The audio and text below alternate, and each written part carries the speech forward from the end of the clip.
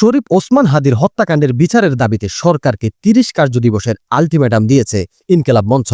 এই সময়ের মধ্যে বিচার কার্য সম্পন্ন না হলে সরকার পতনের এক দফা আন্দোলন শুরু করার ঘোষণা দিয়েছে সংগঠনটি।